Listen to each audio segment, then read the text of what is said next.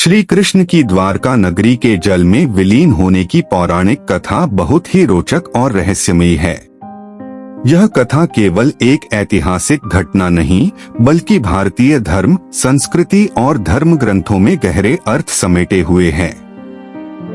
द्वारका नगरी के डूबने के पीछे कई कारण माने जाते हैं, जिनमें से दो प्रमुख कारण हैं, गांधारी का श्राप और ऋषियों का श्राप।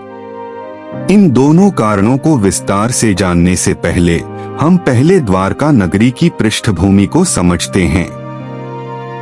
वीडियो शुरू करने से पहले हमारा चैनल गॉड्स अनफोल्ड को सब्सक्राइब करें और कमेंट में जय श्री कृष्ण लिखें। द्वारका भगवान श्री कृष्ण की प्रमुख नगरी थी, जो गुजरात के काठियावाड़ क्षेत्र में अरब सागर के किनारे स्थित थी। श्री कृष्ण ने मथुरा को छोड़कर द्वारका नगरी का निर्माण किया था। मथुरा में कंस द्वारा प्रजाओं पर अत्याचारों के कारण श्री कृष्ण को मथुरा छोड़ने का निर्णय लेना पड़ा था। द्वारका नगरी का निर्माण समुद्र के किनारे हुआ था, जो स्वाभाविक रूप से एक सुरक्षित स्थान था और वहां से समुद्र की अनंत गहराई तक दृश्यता बनी रहती थी।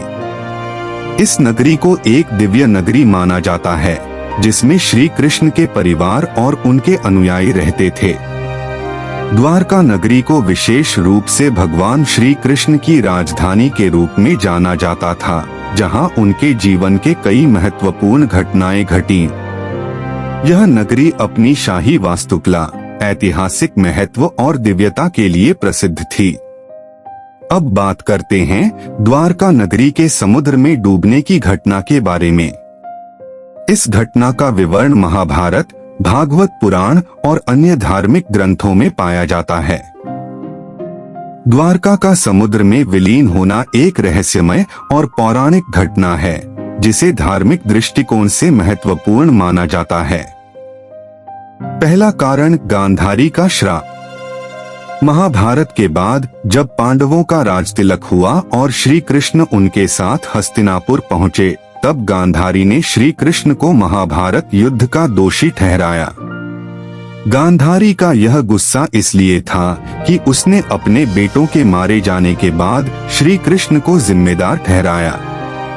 गांधारी ने भगवान श्री कृष्ण से श्राप देते हुए कहा कि तुम्हारा कुल भी उसी तरह नष्ट होगा, जैसा मेरे पुत्रों का हुआ। गांधारी के इस श्राप ने श्री कृष्ण के कुल की भविष्यवाणी की थी, जिसके परिणामस्वरूप द्वारका नगरी का जलमग्न होना तय था।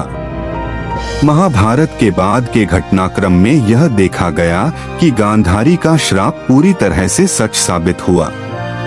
द्वारका नगरी का डूबना इस श्राप का ही परिणाम था। यह घटना तब घटी जब द्वारका में कुछ यदुवंशियों के बीच आपसी कलह उत्पन्न हो गया और वे एक दूसरे के साथ युद्ध करने लगे। इस युद्ध के दौरान द्वारका नगरी पूरी तरह से बर्बाद हो गई और अंत में समुद्र में डूब गई। यह एक दिव्य घटनाक्रम था, जो भगवान श्री कृष्ण के जीवन के अंतिम दिनों से जुड़ा हुआ था। दूसरा कारण, ऋषियों का श्राप।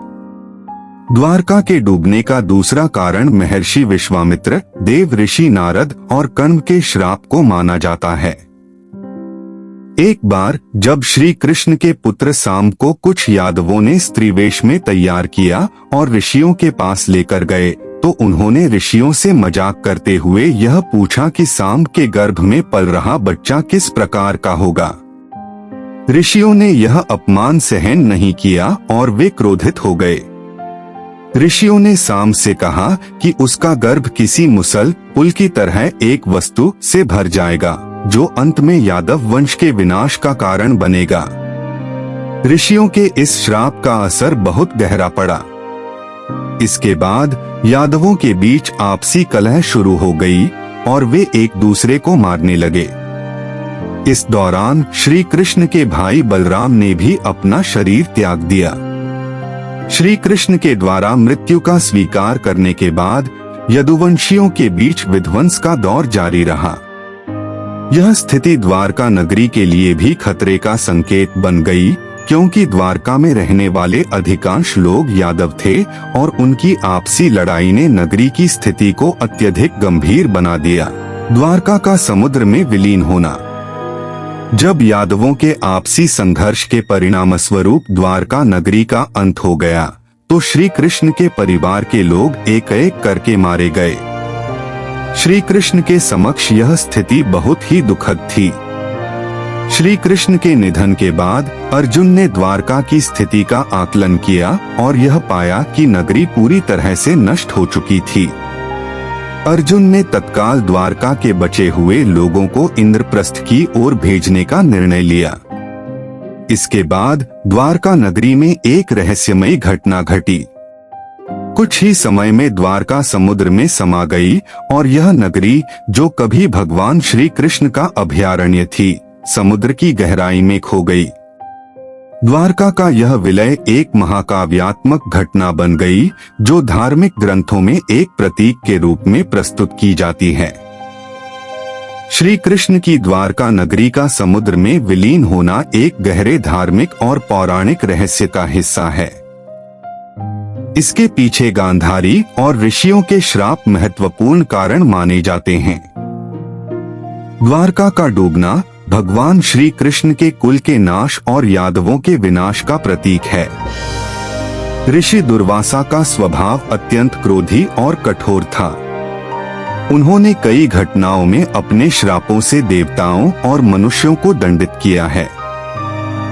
भगवान कृष्ण को ऋषि दुर्वासा द्वारा श्राप देने और द्वारका के डूबने की घटना का विवरण इस प्रकार है। द्वारका में एक समय भगवान कृष्ण और उनकी यादव वंश की प्रजा अत्यंत समृद्ध और शक्तिशाली हो चुकी थी। लेकिन समय के साथ यादव वंश के कुछ सदस्य अहंकारी और उच्छृंखल हो गए। एक बार दुर्वासा ऋषि द्वारका में आए। कृष्ण और यादवों ने उनका आदर किया, लेकिन यादवों के कुछ युवाओं ने ऋषि के साथ मजाक किया।